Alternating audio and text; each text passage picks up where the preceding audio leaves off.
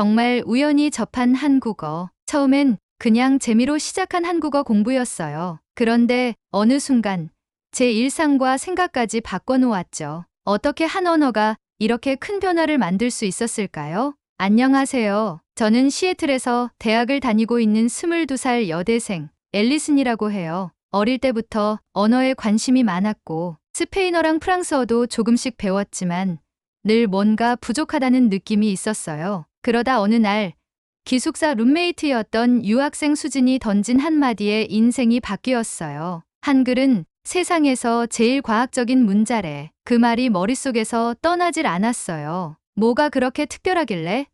그래서 가볍게 인터넷 검색을 시작했는데 점점 깊이 빠져들게 되었죠. 특히 훈민정음의 창제 원리를 설명하는 다큐멘터리를 보고는 정말 충격을 받았어요. 글자가 이렇게 체계적이고 철학적일 수 있다니 영어랑은 비교가 안 됐어요. 저는 영어를 모국어로 쓰면서도 늘 불편함을 느꼈거든요. 발음은 제멋대로고 철자는 외워야 하고 문법은 예외투성이거든요. 반면 한국어는 자음과 모음의 조합으로 소리를 만들어내는 구조 덕분에 글자를 배우자마자 읽고 쓰는 게 가능했어요. 예를 들어 가라는 글자는 기역과 아의 소리를 그대로 조합해서 만든 거잖아요. 너무 똑똑하다고 생각했어요. 한글은 정말 배우기 쉬운 문자였어요. 자음과 모음 20개만 익히면 모든 소리를 표현할 수 있다는 점이 놀라웠어요. 그리고 한글이라는 언어는 마치 퍼즐을 맞추는 것처럼 재미있게 느껴졌어요. 그리고 또 하나, 요즘 미국 내에서도 한국어에 대한 관심이 확산되고 있다는 점이에요.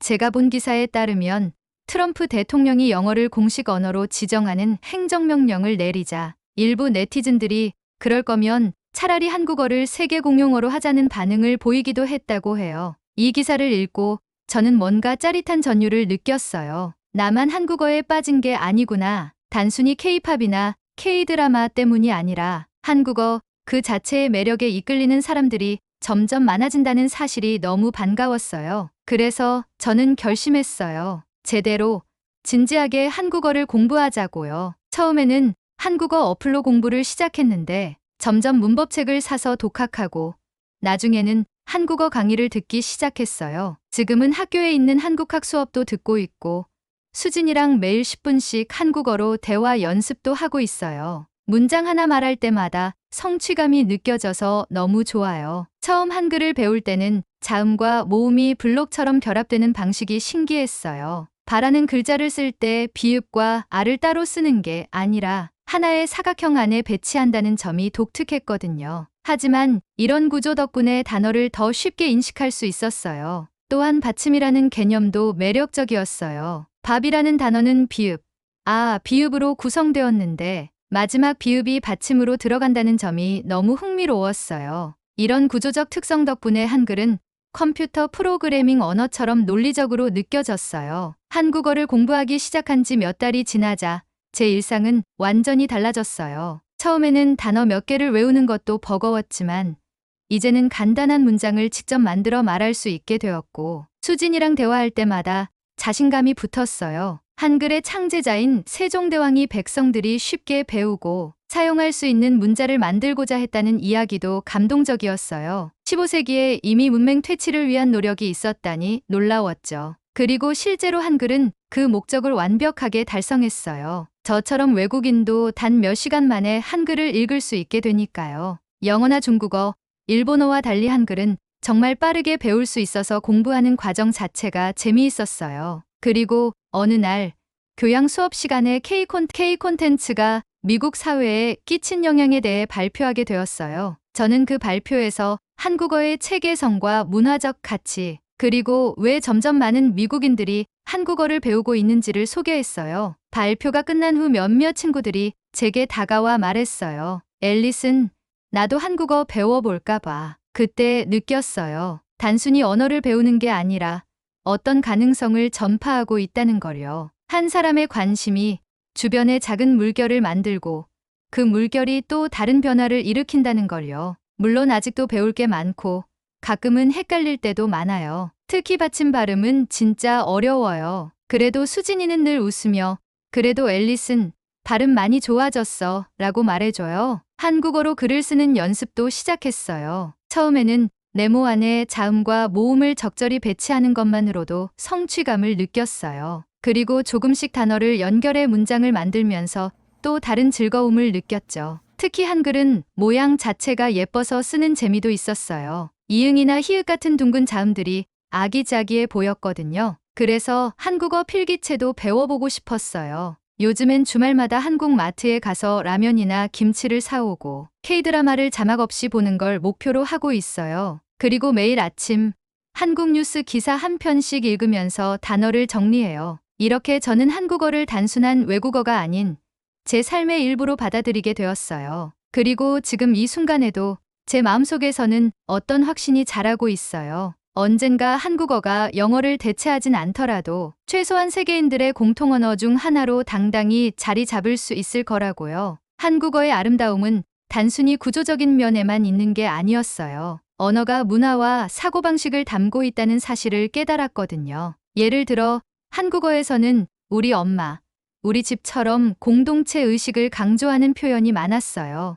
영어로는 나의 엄마, 나의 집이라고 하는데 한국어에서는 소유보다 소속감을 중요시한다는 점이 인상적이었어요. 한국어를 배우면서 가장 행복했던 순간은 처음으로 한국 친구들과 대화할 때였어요. 비록 서툴렀지만 제가 배운 표현들을 사용하자 그들의 얼굴에 놀라움과 기쁨이 번지는 걸 볼 수 있었어요. 그때 느낀 성취감은 다른 어떤 과목에서도 느껴보지 못한 특별한 것이었어요. 한글날에는 수진이와 함께 학교에서 열린 한국 문화 행사에 참여했어요. 거기서 한글의 과학성과 우수성에 대한 세미나를 들으며 제가 얼마나 좋은 언어를 배우고 있는지 다시 한번 확인할 수 있었어요. 세종대왕이 한글을 만든 날을 기념하는 마음으로 그날 저녁에는 수진이가 추천한 한국 책도 조금씩 읽어봤어요. 그러면서 저는 한국에 직접 가보고 싶다는 생각을 하고 있었어요. 그리고 마침내 지난 겨울방학 때 저는 생애 첫 한국 여행을 결심했어요. 그동안 열심히 한국어를 공부한 만큼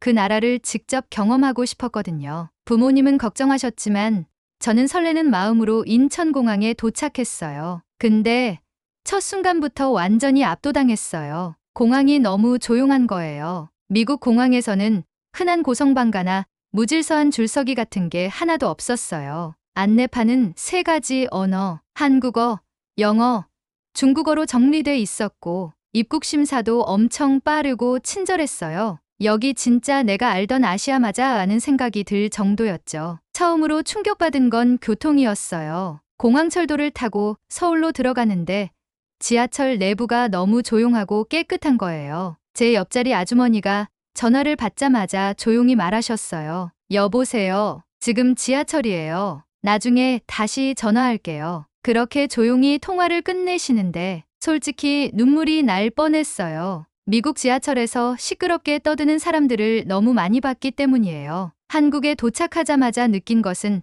한글이 정말 일상 곳곳에 자연스럽게 녹아있다는 점이었어요. 도로 표지판부터 작은 가게 메뉴판까지 한글은 언제나 선명하고 아름다웠어요. 특히 건물 외벽에 쓰인 큰 간판들을 볼 때마다 그동안 제가 배운 한글 읽기 실력을 시험해 볼 수 있어서 좋았어요. 처음에는 한 글자씩 더듬더듬 읽었지만 며칠 지나자 자연스럽게 읽을 수 있게 되었죠. 그 다음 날 한국 친구 수진과 함께 경복궁에 갔어요. 전통 한복을 입고 사진도 찍었는데 외국인이라고 해도 전혀 낯설지 않게 대해줘서 너무 고마웠어요. 저는 간단한 한국어로 사진 좀 찍어주세요 라고 부탁했는데 어떤 아저씨가 밝게 웃으시며 어휴, 한국어 진짜 잘하시네요 라고 칭찬해 주시더라고요. 경복궁에서는 한글 창제와 관련된 특별 전시를 하고 있었어요. 세종대왕이 한글을 만들기 위해 얼마나 많은 연구와 고민을 했는지 그리고 어떤 철학적 바탕 위에 한글이 탄생했는지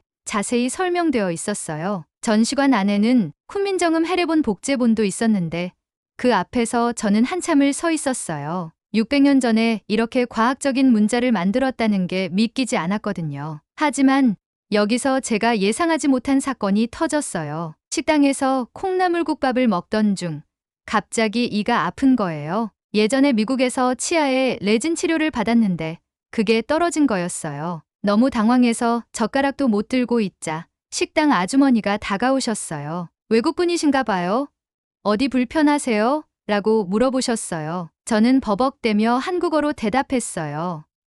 네, 이가 아파요. 레진 떨어졌어요. 라고 말이죠. 그러자 옆에 앉아 있던 한 젊은 남성분이 제 상황을 듣고는 본인의 차로 저를 근처 치과에 데려다 주셨어요. 솔직히 너무 낯선 사람이었지만 그 진심이 느껴졌어요. 그분은 한국 치과 진짜 잘한다고, 금방 끝나니까 걱정하지 말라고 웃으며 말했어요. 그리고 그 남성분이 말한 것처럼 한국 치과는 정말 너무 놀라웠어요. 최신 장비, 깔끔한 환경, 친절한 설명, 빠른 치료, 그리고 비용은 정말이지 말도 안 됐어요. 미국이었다면 몇백 달러는 들었을 텐데 한국에선 단돈 2만 원도 안 들었어요. 저는 정말 그 자리에서 감탄했어요. 이건 단순한 편리함의 문제가 아니에요. 국민을 배려하는 시스템이 있다는 걸 느꼈어요. 치과에서도 한글의 힘을 느꼈어요. 의사 선생님이 진료 과정을 설명하실 때 전문 용어들을 알기 쉽게 풀어서 말씀해 주셨는데,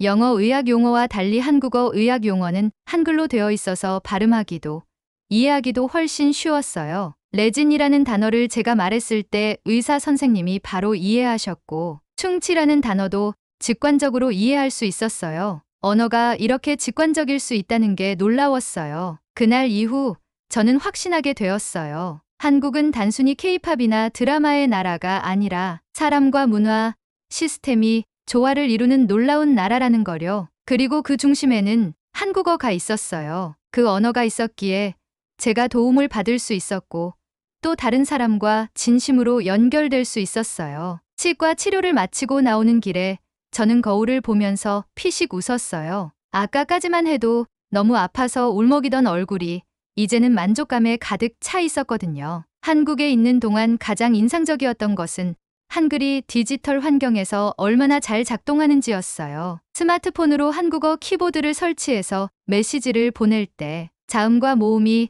자동으로 조합되는 방식이 너무 편리했어요. 영어로 타이핑할 때와 비교해보니 한글이 디지털 시대에 얼마나 효율적인 문자인지 체감할 수 있었어요. 특히 자동 완성 기능이 있어서 제가 몰랐던 한국어 단어도 쉽게 쓸 수 있었죠. 그날 밤 숙소로 돌아와 창밖의 불빛을 보며 생각했어요. 내가 만약 한국어를 몰랐더라면 오늘 이 도움을 받을 수 있었을까? 아마 불가능했을 거예요. 저는 감사합니다 한마디, 도와주세요 한마디를 제대로 할 수 없었을 테고, 도움을 주고 싶었던 그분들도 저와의 소통에 답답함을 느꼈겠죠. 서울 시내를 걸으면서도 한글의 아름다움을 발견했어요. 간판이나 포스터에 적힌 한글은 마치 예술 작품처럼 보였어요. 특히 캘리그래피로 쓰인 한글은 그 자체로 하나의 그림이었죠. 영어 알파벳은 직선과 곡선의 단순한 조합이지만 한글은 네모난 틀 안에 자음과 모음을 배치하는 방식이 시각적으로도 균형감 있고 아름다웠어요. 이런 생각을 하다 보니 한글이 단지 한국인의 언어가 아니라 진짜 세계 공통어가 되어야 할 이유가 분명해졌어요. 우선 한글은 너무나 배우기 쉬운 문자예요. 자음과 모음의 조합만 알면 누구든지 단 몇 시간 안에 읽고 쓸 수 있어요. 영어처럼 알파벳 26개 외에도 수많은 예외 규칙을 외울 필요도 없고, 불규칙 동사를 따로 암기할 필요도 없죠. 실제로 저도 처음 한글을 배울 때 단 하루 만에 간단한 문장을 읽을 수 있었어요. 이건 제가 프랑스어나 스페인어를 배울 때와는 완전히 다른 경험이었어요. 한국 여행 중에 만난 다른 외국인 여행자들도 한글의 간결함과 논리성에 감탄했어요. 일본에서 온 유학생은 한자를 수천 개 외워야 하는 자국어와 비교하며 한글이 얼마나 효율적인지 이야기했고, 독일에서 온 관광객은 한글의 체계성이 마치 잘 설계된 공학 시스템 같다고 했어요. 또한 한글은 철학적인 문자예요. 모든 글자가 발음기관의 모양을 본떠 만들어졌다는 점에서 단순한 소리의 기호가 아니라 인간과 소리의 관계를 담아낸 상징이죠. 이건 전 세계 어떤 문자에서도 보기 드문 특징이에요. 국립한글박물관을 방문했을 때 저는 한글의 창제 원리에 대해 더 자세히 배울 수 있었어요. 기역이 혀가 목구멍을 막는 모양을, 니은이 혀가 윗, 잇몸에 닿는 모양을 본떴다는 설명을 들으며 저는 세종대왕의 천재성에 다시 한번 감탄했어요. 더구나 모음자는 하늘, 땅, 사람을 상징한다는 우주론적 철학까지 담겨 있었죠. 이런 깊은 사상이 담긴 문자는 세계 어디에도 없을 거예요. 그리고 결정적으로 한글은 배려의 언어예요. 존댓말을 통해 나이, 상황, 상대방에 대한 예의를 자연스럽게 표현할 수 있고 그걸 배우는 과정에서 저 자신도 더 섬세해지고 배려심 많은 사람이 되었어요. 언어가 사람을 바꾼다는 말, 저는 정말 믿게 되었어요. 한국에 머무는 동안 제가 한국어로 대화할 때마다 상대방과 나 사이에 자연스럽게 형성되는 존중의 분위기를 느낄 수 있었어요. 습니다, 입니다와 같은 표현을 쓸 때면 제 목소리 톤도 자연스럽게 부드러워지고 태도도 공손해졌어요. 이런 언어적 특성이 사회 전체의 분위기에도 영향을 미친다는 생각이 들었어요. 그래서 저는 생각해요. 만약 전 세계인이 한글을 조금씩이라도 배우게 된다면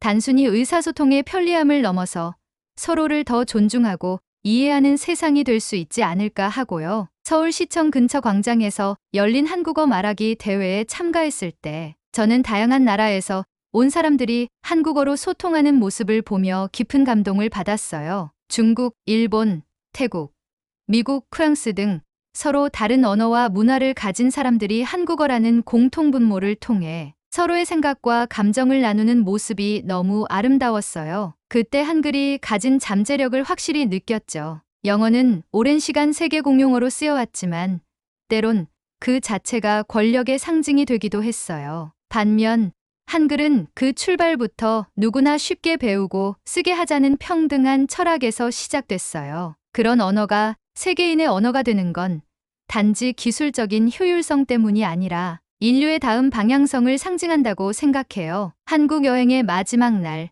저는 세종대왕 동상 앞에서 조용히 감사 인사를 했어요. 세종대왕님, 한글을 만들어주셔서 감사합니다. 저는 이 아름다운 문자를 통해 새로운 세계를 만났고 제 인생의 방향도 찾았어요. 언젠가 저도 한글의 가치를 더 많은 사람들에게 알리는데 기여하고 싶어요. 라고 말이에요. 그날 이후 저는 마음속에 작지만 단단한 목표를 세웠어요. 언젠가 한국어 선생님이 되어 이 언어의 아름다움과 가치, 그리고 가능성을 더 많은 사람에게 알리고 싶어요. 한글이 세계 공통어가 되어야 한다는 건 단순한 꿈이 아니라 이제는 제가 이 세상에 기여할 수 있는 방식이라고 믿게 되었거든요. 그 후로 저는 한국어에 더 진심이 되었어요. 그냥 언어 공부가 아니라 인생의 전환점 같은 거였어요. 여행에서 돌아온 뒤 저는 학교에서 한국어 관련 커뮤니티를 직접 만들었어요. 이름은 한글 커넥트. 뜻은 간단했어요. 한글을 통해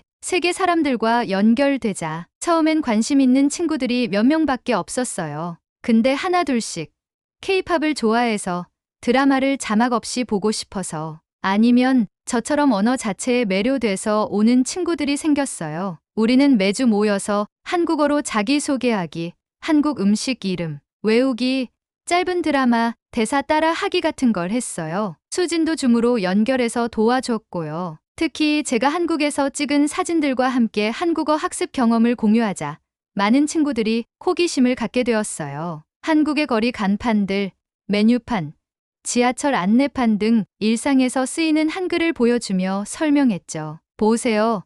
이게 커피라는 글자예요. 영어의 커피를 한글로 표기한 거예요. 발음이 비슷하죠? 이런 식으로 설명하니 친구들도 쉽게 이해하고 재미있어 했어요. 어느 날 한 친구가 말했어요. 앨리슨, 나는 영어보다 한국어가 더 정감 있어. 왜냐면 감사합니다 한마디에도 따뜻함이 느껴져. 그 말을 듣고 저는 마음이 찡했어요. 언어는 단순히 소통의 도구가 아니라 감정을 전달하는 방식이기도 하니까요. 그리고 또 하나, 제가 한국어를 배우며 알게 된 놀라운 사실이 있었어요. 영어는 다국적 커뮤니케이션에 적합하지만 권위적이고 냉정하게 들릴 때가 많아요. 반면 한국어는 말 속의 감정과 예의를 자연스럽게 담을 수 있어서 오히려 갈등 상황을 누그러뜨리기에도 좋더라고요. 이제 저는 단순히 한글은 과학적이다, 효율적이다 이런 말을 넘어서 한글은 사람과 사람을 연결하는 따뜻한 언어다라고 말하고 싶어요. 그렇게 되면 세계 공용어란 단지 글로벌 스탠다드를 의미하는 게 아니라 인간다운 소통의 기준이 될 수 있다고 생각해요. 이런 생각을 바탕으로 저는 다음 학기에 한국 유학을 준비하고 있어요. 한국에서 더 깊이 배우고 한국어 교사 자격도 따고 싶어요. 언젠가는 유엔이나 유네스코 같은 국제기구에서 한국어와 한글의 가치를 전 세계에 알리는 역할을 하고 싶어요. 물론 지금은 아주 작은 시작일 뿐이지만요. 한글을 배우기 전엔 몰랐어요. 이 작은 글자들이 제 인생의 방향까지 바꾸게 될 줄은요. 그런데 지금은 알아요. 누군가의 인생을 바꿀 수 있는 힘이 언어에 있다는 걸요. 그리고 그 언어가 저에게는 한국어였다는 걸요. 그래서 저는 오늘도 말해요. 한글은 세계에서 가장 아름답고 따뜻한 문자라고 말이죠. 오늘 저의 이야기를 재미있게 들으셨다면 좋아요, 구독, 알림 설정 잊지 마세요. 그럼 다음에도 더 감동적인 이야기를 들고 찾아올게요. 감사합니다.